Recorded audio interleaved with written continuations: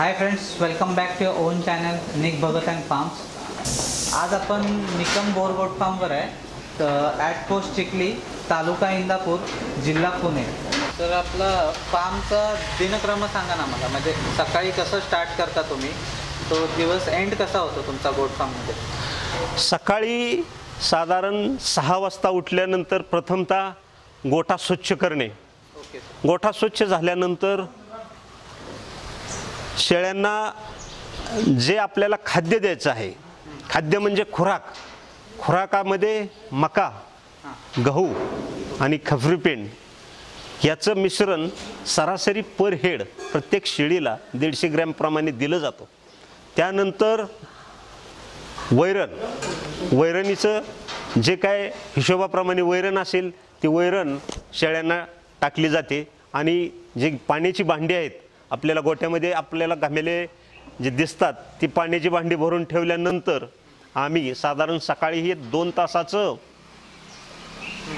काम आहे, ते काम उरकल्यानंतर संध्याकाळी आम्ही 5 वाजता ह्याच दिनक्रमाने, म्हणजे जे सकाळी कामं केली तेच संध्याकाळी कामं करायची। फक्त सकाळी आणि संध्याकाळी हे कामं करत असताना जे लहान पिल्लं आहेत त्या पिल्लांना मादीपाशी जवळ त्यांच्या आईपाशी नेऊन त्यांना दूध पाजण्याचा कार्यक्रम केला जातो।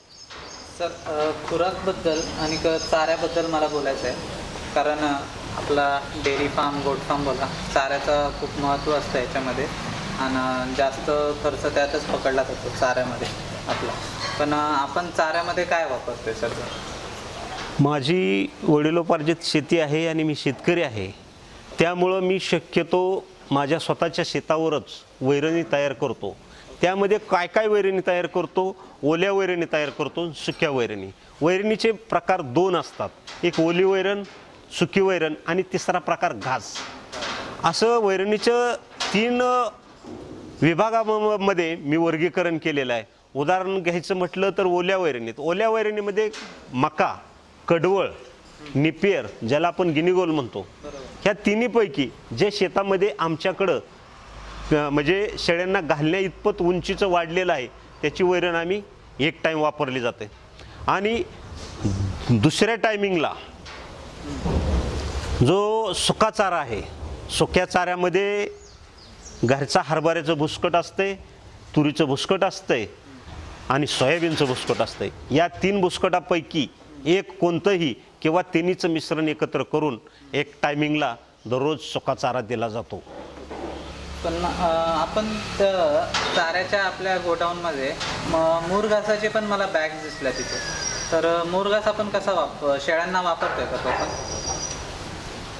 मुरघास हा मी साधारण 10 महिन्यापूर्वी तयार केलेला आहे। एखाद्या वेळेस जर वैरणीचं शॉर्टेज किंवा वैरण नंतर पुढची वैरण कापणीला येईपर्यंत जर वैरण कमी पडली तर काय ओल्या वैरणीची कमतरता भासू नये म्हणून आम्ही मुरघासाचं एक 5 ते 10 बॅग तयार करून ठेवत असतो। ज्या वेळेस आपल्याला शेतामध्ये समजा पाऊस आहे, पावसात शेतात जाता येत नाही, ओली वैरण रानातून घरी आणता येत नाही, किंवा अन्य कारणामुळे काय घरी एखाद्या वेळेस कुठला कार्यक्रम वगैरे काय असेल, अशा वेळेस तो जो मुरघास आहे त्या मुरघासाचा वापर आम्ही करत असतो। आपल्याकडे टोटल अमाऊंट ऑफ ॲनिमल्स किती आहे सर सध्या? माझ्याकडे आता सध्या 50 प्राणी आहेत टोटली। अच्छा, टोटल मिळून 50 आहेत। तर आपल्याला समजा जर इन केस कधी इमर्जन्सी असेल, कुठली शेळी आजारी असेल किंवा काय प्रॉब्लेम असेल, तर आपण त्यासाठी मेडिसिन कसं घरच्या घरी करतो की आपल्याला डॉक्टरला बोलवावं लागतं त्यासाठी? औषधोपचार संदर्भात शेळ्यांना जे जरूर असतील ते आजारानुसार इंजेक्शन्स, परत जे शिरेमधून दिलेले जातात इंजेक्शन्स, उदाहरणार्थ सलाईन टाईप, अशा पद्धतीची इंजेक्शन आणि गोळ्या, औषधं ही सर्व आम्ही शक्यतो घरच्या घरीच देत असतो। अगदी एखादी शेळी वेत असताना आडली तरी पण स्वतःच्या स्वतः घरी त्याचा आम्ही डिलिव्हरी हात टाकून करू शकतो। ब्रीडिंगच्या मेलबद्दल बोलूया सर।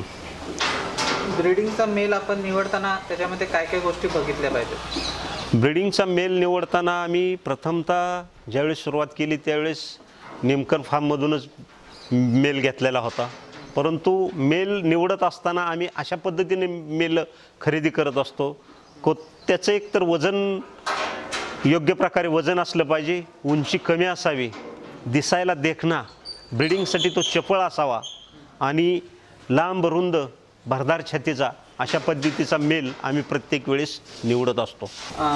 सर समजा आपण एखादी शेळी हीटवर असेल, ठीक आहे, तर आपण समजा ते सकाळी बघितली आहे, पण आपल्याला कसं कळणार की ती आत्ता हीटवर आली आहे की रात्रीच हीटवर आली होती, ते कसं कळणार?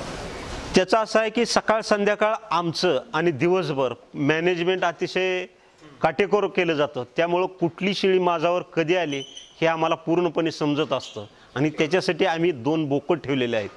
जो योग्य तो बोकड ज्या त्या वेळेस ज्या त्या शेळीला, सकाळी शेळी माझावर आली तर संध्याकाळी बोकड सोडायचा, संध्याकाळी शेळी माझावर आली तर सकाळी त्याचं मीटिंग करून घ्यायचं. समजा एक ब्रीडिंगचा नर आहे, ब्रीडिंगचा नर बोलतो सॉरी, एक आपल्याकडे नर विकत आणलाय आपण, एक ऑलरेडी आपल्याकडे नर आहे, पण नेक्स्ट फॅमिली जी रेडी तयार होणार आहे त्यासाठी आपण तोच नर परत नाही वापरू शकत, इनलाईन होणार, तर हा नर आपण कधी यूज करायला घेऊ शकतो? समजा एक लहान आणला आपण, निमकरांकडून आणला किंवा आपण तुमच्या फार्मवरून कोणी विकत घेतला लहान पिल्लू, तर तो किती महिन्यानंतर त्याला ब्रीडिंगसाठी यूज करू शकतो? वास्तविक साधारण 7 ते 9 महिन्यापर्यंत बोकड ब्रीडिंगसाठी तयार होत असतो, परंतु शक्यतो 12 महिन्याचा बोकड झाल्यानंतर ब्रीडिंगसाठी वापरावा आणि त्या पद्धतीने आम्ही 12 महिन्याच्या पुढचे बोकड फक्त ब्रीडिंगसाठी वापरत असतो. 12 महिन्याचे पुढचे बोकड ब्रीडिंगसाठी वापरतो. आणि हा सेम प्रश्न सर फिमेलमध्ये पण आहे. समजा आपल्याला एखादी फिमेल आपल्याकडे आपल्या फार्मवरती जन्मली असेल तर आपण तिला किती महिन्यानंतर तिला आपण भरवू शकतो? तुमचा प्रश्न समजला. असं आहे की साधारण 9 महिन्यानंतर शेळी माझावर 7 महिन्यापासून 9 महिन्यापर्यंत कधीही माझावर पहिल्या माज दाखवत असते, परंतु 9 महिन्यांनी जरी माज दाखवला किंवा 7 महिन्यांनी जरी माज दाखवला तरी शेळीचं जी काय शारीरिक क्षमता असते ती कुठेतरी अपुरी पडू नये याच्या दृष्टीनं 12 महिन्याच्या नंतर प्रथमतः शेळी ब्रीडिंगसाठी वापरली गेली पाहिजे. 12 महिन्यानंतर शेळी ब्रीडिंगला वापरावी.